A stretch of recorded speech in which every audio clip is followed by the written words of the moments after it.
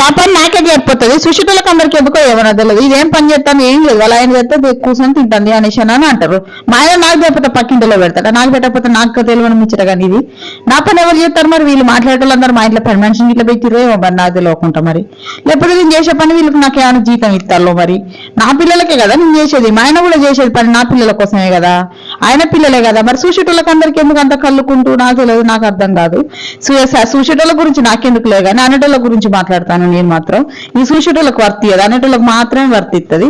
అయ్యో ఏం చేస్తుంది అది, మా అంటే షాప్ అమ్ముకుంటుంది కూర్చుంటుంది అంతే. బట్ నాకు పొద్దున్న లేచినా చేసే పని అంటే వాళ్ళు చేస్తారు. వచ్చి పొద్దున్న లేచి ఊక్కొని నా పిల్లలు చదివించుకొని పాలు అమ్ముకొని దుకాణం అమ్ముకోవడం, మా ఆయన చదివించి పంపడం, పోయినాక బెర్రెని చదివడం, ఇంట్లో పని చేసుకోవడం, నా కొడుకుని చూసుకోవడం, చిన్న పాపని స్కూల్ పంపడం. మరి వీళ్ళందరూ చేస్తారో మరి నాకు తెలియదు, నాకు అర్థమైతే అవుతలేదు.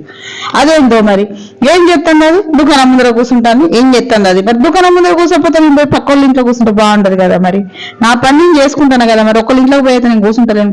అదేందో చూసేటోళ్ళకే అనిపిస్తుంది కావచ్చు ఇది సుఖపడుతుంది సుఖపడుతుంది. నా సుఖం ఏందో నా ఇంట్లో ఒక రోజు ఉంటే తెలుస్తుంది. మరి ఆ ఇంట్లో ఉండేదేదో ఇంట్లో ఉండక ఏం చెప్తాంది ఇది అనేసినప్పుడు మళ్ళీ మా అత్త కడుగుడట. ఏంది మరి ఇదంతా? మరి మా ఇంట్లోకి వచ్చి చూస్తాలా మేము నేను చేసే పని, లేకపోతే నేను చేయండి నా ఇల్లు ఇంత నీట్గా ఉంటుందా? మరి చూడు ఒక్కసారి నా వీడియోలు చూసినాక మాట్లాడు.